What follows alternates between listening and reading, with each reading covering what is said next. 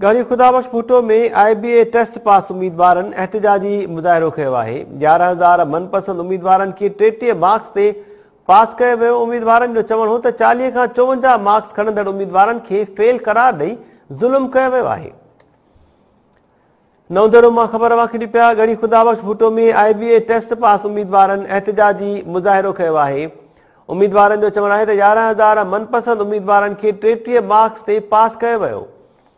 40 खां 54 मार्क्स खणंदड़ उम्मीदवारनि खे फेल करार ॾेई ज़ुल्म कयो वियो आहे। नवदरो मां ख़बर वाखिड़ी पिया। गढ़ी खुदाबख्श भुट्टो में IBA टेस्ट पास उम्मीदवारनि एहतजाजी मुज़ाहिरो कयो।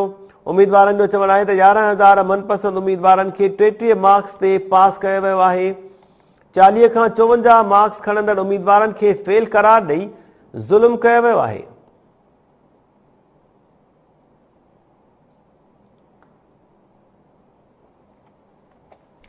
नवदरो मां ख़बर वाखिड़ी पिया। गढ़ी खुदाबख्श भुट्टो में IBA टेस्ट पास उम्मीदवारनि एहतजाजी मुज़ाहिरो कयो आहे। उम्मीदवारनि जो चवणु आहे त 11,000 मनपसंद उम्मीदवारनि खे 33 मार्क्स ते पास कयो वियो आहे।